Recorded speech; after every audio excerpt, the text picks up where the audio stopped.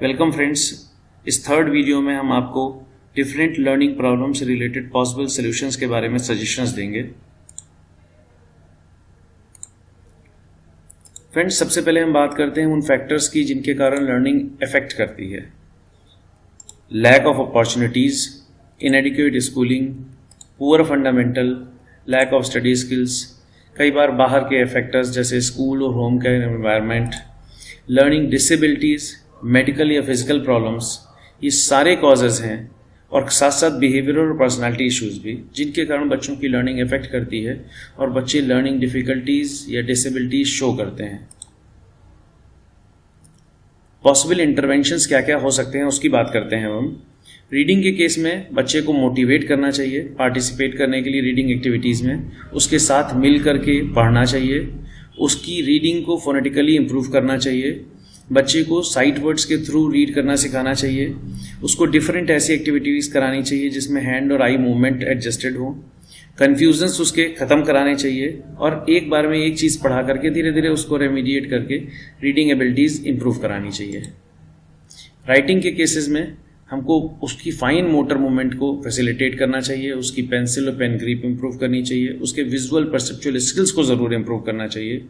और स्पेलिंग्स के लिए फोनेटिकली लिखने की आदत डलानी चाहिए, जिससे बच्चे की राइटिंग स्किल इंप्रूव होती है। साथ साथ कुछ एक्सरसाइजेज हैं जिन्हें करके हम फाइन मोटर मूवमेंट डेवलप कर सकते हैं, तो बच्चे की राइटिंग इंप्रूवमेंट काफ़ी होती है। मैथ्स के केसेस में बच्चे के बेसिक्स को क्लियर कराकर उसके कन्फ्यूजन्स को one at a time take up करके उसके बेसिक मेंटल मैथ्स एबिलिटीज़ को इम्प्रूव करा के उसकी मैथ्स की वोकेबलरी को इम्प्रूव करा करके और कॉम्प्लेक्सिटी को धीरे धीरे बढ़ा करके उसे कंटेंट को समझा करके अगर हम सॉल्यूशंस करें तो बच्चों की मैथ्स की प्रॉब्लम्स रिजॉल्व होती हैं। अटेंशन की प्रॉब्लम के केसेस में बहुत ज़रूरी है कि हम जल्दी शुरुआत करें, घर की कंडीशंस में थोड़े से मॉडिफिकेशंस करें ताकि बच्चे को इनअटेंटिव होने का मौका कम मिले, वो बहुत स्पेयर टाइम ना रहे उसके पास, ऐसी एक्टिविटीज़ में इंडल्ज रहे जिसके थ्रू उसका अटेंशन इंप्रूव हो, ना कि ऐसी एक्टिविटी में जैसे टीवी देखना बहुत लंबे समय तक, जिससे उसको कोई फ़ायदा नहीं होता बल्कि और नुकसान ही होता है। पेरेंट्स और टीचर्स की टीम बनाकर एक प्लान बनाकर उसको एक्टिवेट करें और उस पर काम करें ताकि दोनों जगहों पर घर और स्कूल में बच्चे को सपोर्ट किया जा सके। उसके बिहेवियर मॉडिफिकेशन के थ्रू बच्चे को रीइंफोर्समेंट के थ्रू मोटिवेट करके और उसका बिहेवियर को इम्प्रूव करना चाहिए और यहाँ ध्यान रखना चाहिए कि उसको सारी कंडीशंस में अनकंडीशनल लव और अटेंशन ज़रूर मिलना चाहिए बड़ों का, ताकि बच्चा अपने अच्छे बिहेवियर को रिटेन करे और बुरे बिहेवियर को छोड़ने की कोशिश करे। Perceptual skills, memorising, motor skills और स्टडी स्किल्स के केस में रेमेडियल टीचिंग की ज़रूरत रहती है, बच्चे को रेगुलर मोटिवेशन की ज़रूरत रहती है, स्टडी स्किल्स सिखाने की ज़रूरत है, SQ3R के patterns, memory techniques, how to organise time, how to organise studies, how to write good paper for an examiner, इस तरह की कई चीज़ें हैं जो बच्चे सीख सकते हैं। उनको पॉजिटिव और निगेटिव रीइंफोर्समेंट के थ्रू उनके बिहेवियर, उनके बैड बिहेवियर, उनके गुड बिहेवियर और अचीवमेंट्स के लिए मोटिवेट करना चाहिए और कोशिश करनी चाहिए कि कंप्यूटर या IT की चीज़ों का इस्तेमाल उनकी स्किल्स को इम्प्रूव करने के लिए किया जाए और पीयर ट्यूटरिंग को भी बढ़ावा देना चाहिए, क्योंकि बच्चे दूसरे बच्चों के साथ बेटर ढंग से सीख कर अच्छे ढंग से परफॉर्म करते हैं। कुछ common dos and don'ts for caretakers हैं।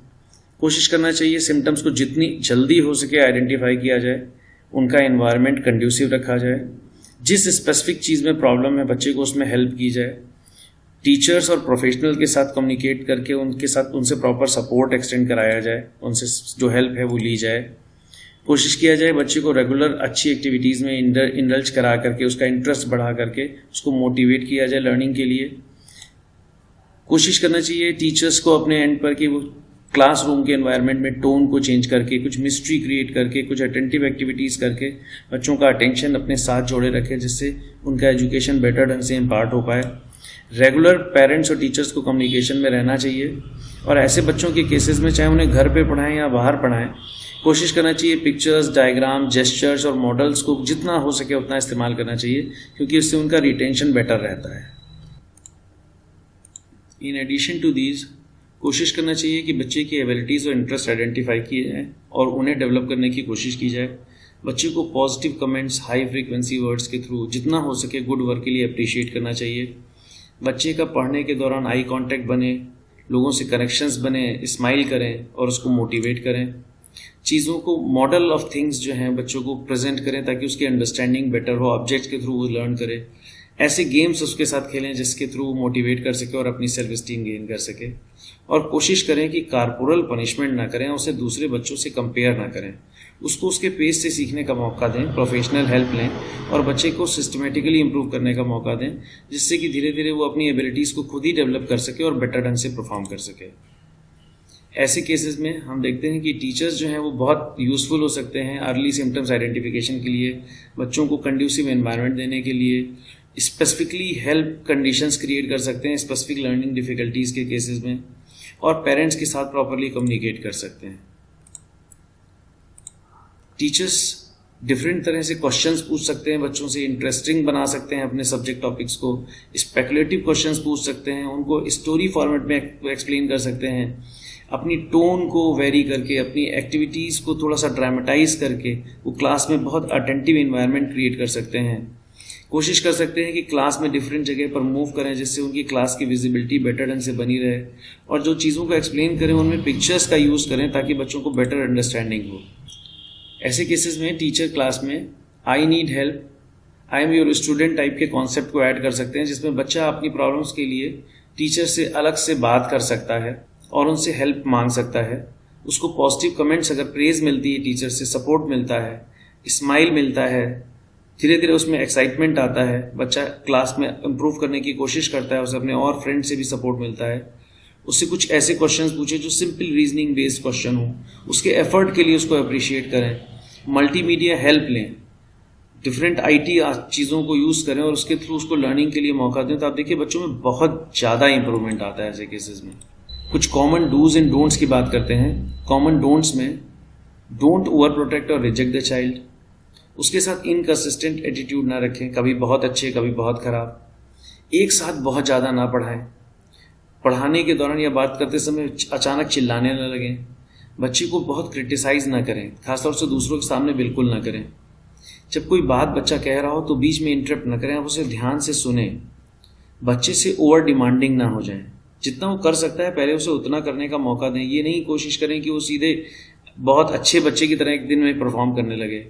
उसका ओवर करेक्शन ना करें। अगर वो कुछ कर रहा है और उसमें कुछ गलती है तो उस गलती को उसको कर लेने दें, फिर उसे इम्प्रूव करना सिखाएं। अगर आप ओवर करेक्ट करेंगे तो बच्चे को लर्निंग कभी नहीं होगी।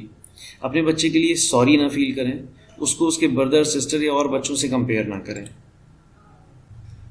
ऐसे बच्चों की एबिलिटीज़ को अंडरस्टिमेट नहीं करना चाहिए, उनको डिस्करेज नहीं करना चाहिए, उनके साथ बहुत स्ट्रिक्ट बिहेवियर नहीं होना चाहिए, परफेक्शनिस्ट अप्रोच नहीं होनी चाहिए, उनको लगातार फियर में नहीं रखना चाहिए, रिस्ट्रिक्ट नहीं करना चाहिए उनकी सारी चीज़ों को। अपने बच्चों के सामने लड़ना नहीं चाहिए, उन्हें डराना नहीं चाहिए, उनको सुपरस्टिशियस नहीं बनाना चाहिए। उनको कोशिश करनी चाहिए जितना हो सके उतना फियर, प्रेशर और टेंशन से दूर रखें। जनरली पेरेंट्स और टीचर्स ऐसे बच्चों को बहुत अच्छी तरह मदद कर सकते हैं, उनका पोटेंशियल आइडेंटिफाई कर सकते हैं, आपस में बात करके मेडिकल प्रॉब्लम्स को एलिमिनेट करा सकते हैं और स्पेसिफिक प्रॉब्लम आइडेंटिफाई करके उनको सपोर्ट एक्सटेंड कर सकते हैं। ज़रूरी है कि उनका जिस चीज़ में प्रॉब्लम है उसका रेमेडियल प्लान चलाया जाए और उस रेमेडियल प्लान को इम्प्लीमेंट करके उस कंडीशंस को इम्प्रूव किया जाए। क्लासरूम एकोमोडेशंस किए जा सकते हैं, बच्चे का कॉन्फिडेंस बिल्डिंग की जा सकती है, उसे कंपेयर करने से अवॉइड किया जा सकता है। जो क्लासरूम एकोमोडेशंस पॉसिबल हैं उसमें पीयर ट्यूटरिंग है, सिटिंग एडजस्टमेंट है, टेस्ट एग्जामिनेशन में कुछ एडजस्टमेंट हैं, बच्चे के एफर्ट को अप्रिशिएशन है। Thank you for watching our videos. अगर आपको ऐसे किसी भी केसेस में हमारी हेल्प की ज़रूरत है तो आप कॉन्टैक्ट कर सकते हैं हमसे।